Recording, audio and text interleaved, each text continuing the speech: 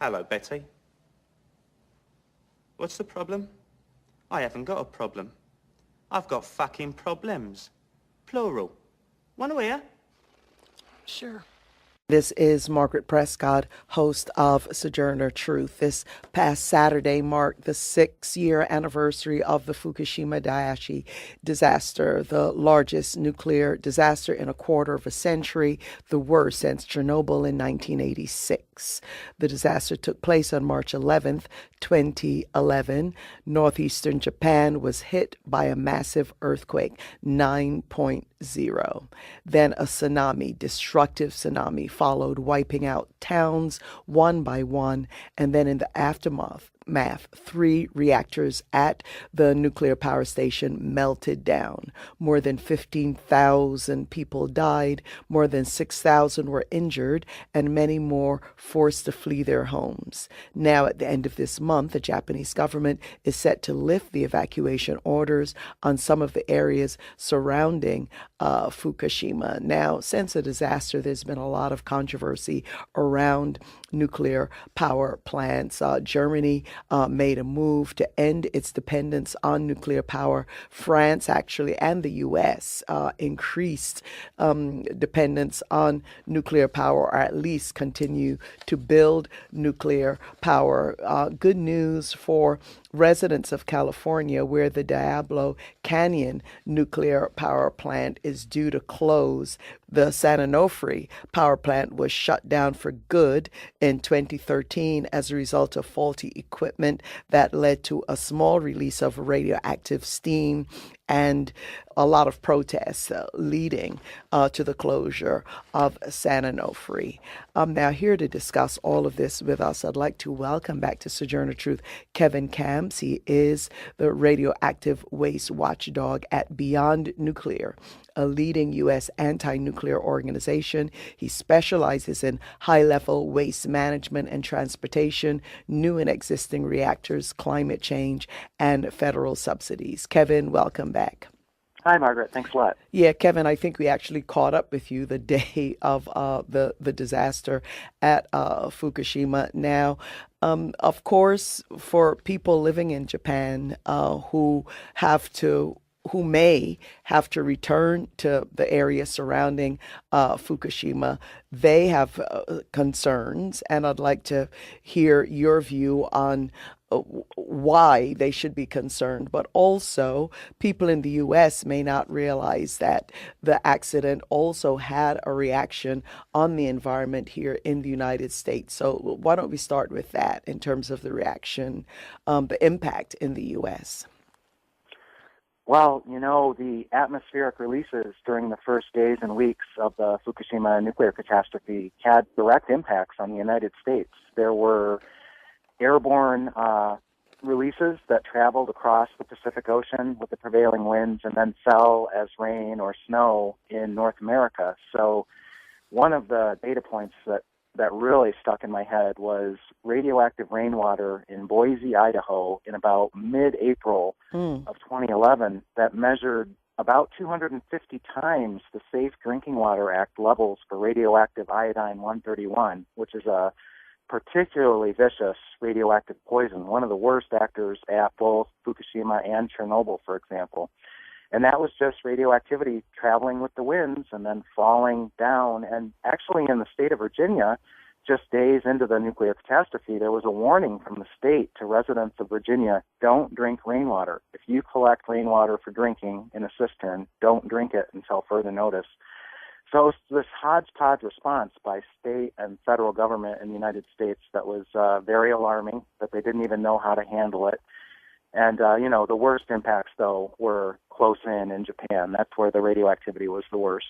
Right, and we'll be talking with nuclear expert Arnie Gunderson, too, as part of our coverage of the anniversary, which happened this past Saturday of the accident. Now, there were also reports of this cesium-134 which is referred to as a fingerprint of Fukushima. I mean, you mentioned the drinking water, but also looking at an article from December of 2016 that seawater samples taken from Tillamook Bay and Gold Beach in Oregon that is showing up there. And also it's been detected in Canadian salmon. So it Yeah, continues beyond what we initially saw after the that, accident. that's another startling factoid about Fukushima is that by a couple years ago, the plume of radioactivity in seawater had come all the way across the Pacific, and to the point where a doubling of radioactive cesium, artificial cesium, radioactive cesium in seawater was detectable along the west coast of North America. So you take the other sources of artificial radioactivity in the Pacific from bomb test fallout that happened over the course of decades, routine so-called releases of radioactivity from the nuclear power industry into the ocean. You take all that, and Fukushima doubled it. Mm. So that's another impact. And then you mentioned the fish. That's a real concern, is the bioconcentration of radioactive poison in the seafood supply, and the top predator species are going to be the worst, and then of course humans eat those. So we knew as we found out on the first anniversary, so that would have been March of 2012, that scientists had detected radioactive cesium in bluefin tuna as early as August of 2011 off the west coast of North America. What had happened is, as young tuna, they were on the northeast coast of Japan. They had picked up contamination in their flesh, and then faster than even the currents or diffusion would carry it, these fish brought it all the way to the west coast of North America by swimming there. So radioactivity gets around. It's not a very big planet when it comes to a nuclear accident. Yeah, so everybody out there eating sushi, who knows what contamination we're devouring here. Now, before we bring Arnie Gunderson into this discussion, Kevin, tell us first of all, the reaction in the U.S. in the nuclear industry. What impact did Fukushima have in looking at nuclear power as a solution for energy in the United States? And also, any concerns you have now with this new administration and the EPA? Well, both in Japan and you mentioned Germany and even in the United States, Fukushima has had a huge impact on public perceptions and actions regarding nuclear power. So Arnie can speak more about it, but he played a key role, as did many folks, in the shutdown of San Onofre in 2013. And then just last September, Diablo Canyon, there was a deal hammered out between the company and environmental groups and labor unions and local communities to shut down Diablo Canyon instead of extending its license. That's not going to take place until 2024 or 2025. There's, record-breaking shutdowns of atomic reactors in the United States, and Arnie's had a major hand in a number of those. So Fukushima put nuclear power back on a lot of people's radar screens, that the safety risks are just not worth it. There are other sources of electricity that happen to be cleaner and cheaper and just as reliable, so why aren't we using them? And Germany is leading the world in that regard. All right. Okay. So, Kevin, thank you for that. And we're going to be continuing to follow this. A lot of environmental concerns. There's a March of Scientists coming up in April, I believe, on Washington, D.C. And who knows what we're going to be facing in the future. So we appreciate you joining us, Kevin Camps. Thank you. Thanks for having me.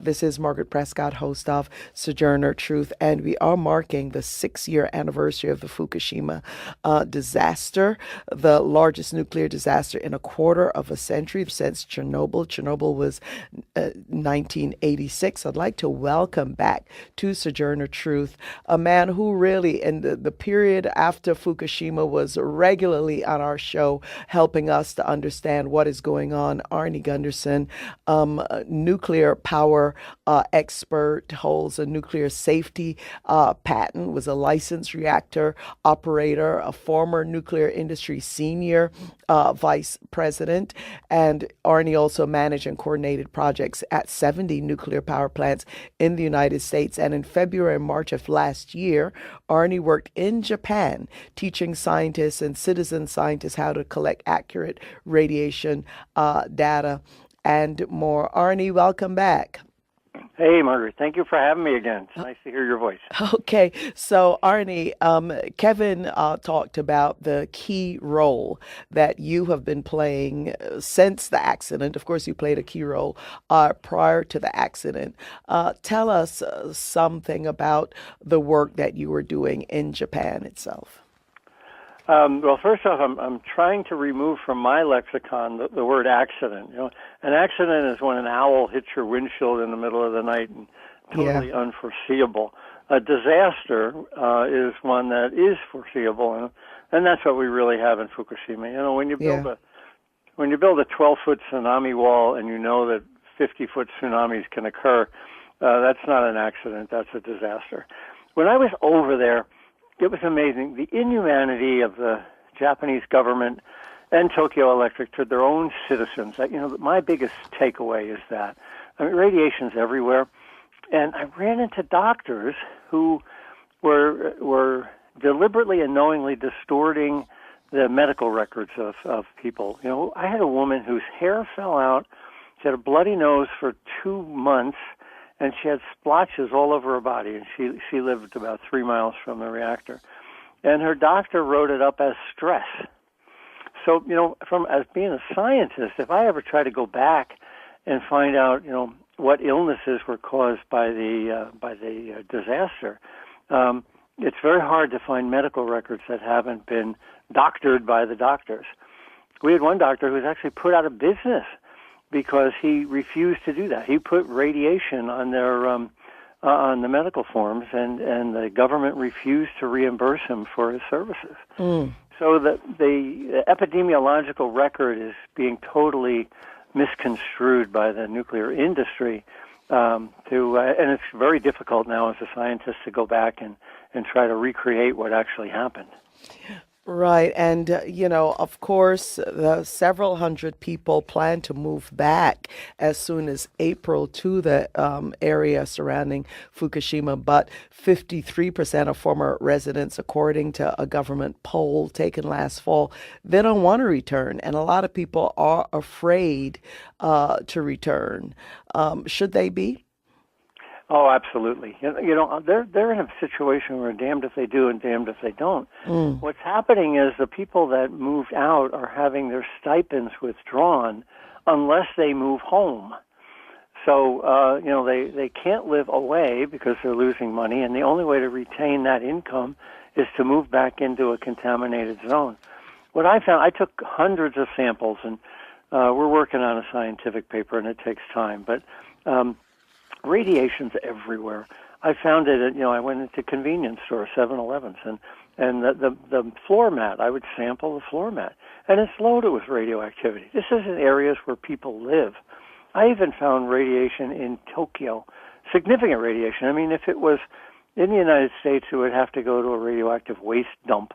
And this was in the flower pot right outside of Japan's Atomic Energy Commission. They call it METI. And here we are. We're going to have the Olympics in 2020, and the whole country is contaminated. It's serious, and but cancers don't start until about 10 years out. So everybody can ignore the problem, with the exception of thyroid. There's been a noticeably statistically meaningful increase in thyroid cancers, which happened very quickly. But all the other cancers are years out, and so. Don't worry, be happy. They're gonna try to get more plants online, and then mask the health effects by distorting the records. Yeah, and just remarkable. I mean, looking at some of the data at the site, 400 tons of contaminated water created every day. The process of decontaminating that water, creating more than 3,500 containers of radioactive sludge, and more. But that's according to the New York Times. But also, Arnie, have you heard this story recently about populations of wild animals, including radioactive wild boars, booming in the area around Fukushima? Well, the population is growing because there's no natural predators. It's interesting. One of the hunters gave me some wild boar meat while I was over there, and I put my Geiger counter on it, and oh my God, it was highly contaminated. These, and I also chased radioactive monkeys through the forests and measured their poop, and I walked out on fields where there were cattle and measured the cow plop and stuff like that. That it's in the intestinal tracts, it's in the meat and the organs of all these animals. And Dr. Tim Mousseau is already finding abnormalities in some of the animals that reproduce quickly. Birds and insects and things like that. Arnie, when something huge happens and the people's attention and the news focuses on it for some time. I mean, with this 6-year anniversary, I really didn't see a whole heck of a lot of coverage. But we still have to be concerned about the possibility of nuclear accidents. I mean, I'm looking at an article actually from today about Kentucky. I mean, with that in coal country, they are on the cusp of opening the door to nuclear power. The argument could be made of stopping the reliance on fossil fuel and people seeing nuclear power as some kind of clean alternative. But back, in Kentucky, they had a horrible situation with storing toxic waste. I think it was back in the 1960s and 1970s, where 800 corporations dumped millions of cubic feet of radioactive waste at a site. Nuclear reactor was never built. But what are your concerns now as this debate continues about nuclear power as an alternative, a kind of as ironic as it might sound, clean energy? Arnie Gunderson. Yeah, that's a great question. There's two pieces to that. First is there's 99 operating nuclear reactors, and we're kidding ourselves if we think an accident can't happen here. We can have a disaster just like Fukushima Daiichi. Matter of fact, 24 of these reactors in the United States are identical to the Daiichi reactor. So to think that just because these plants have run for 30 years doesn't mean that tomorrow might not be a bad day is really wishful thinking. But the new reactors are so expensive that they make no sense. We did a 2-minute animation on the Fairewinds site, and if your listeners would like to go up Fairewinds, FAIREWINDS, and look up smokescreen, we talk exactly about what you're talking about. The cost to build a nuclear plant and the enormous time to build a nuclear plant actually makes global warming worse.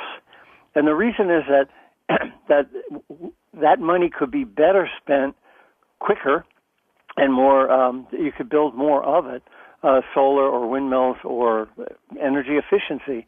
So we'd be better spent, instead of building a new generation of nukes for $10 trillion that would only solve about 10% of the problem and take 50 years to build. Instead of investing that $10 trillion in a 50-year project, you can build windmills and solar collectors right now to begin to bend the curve.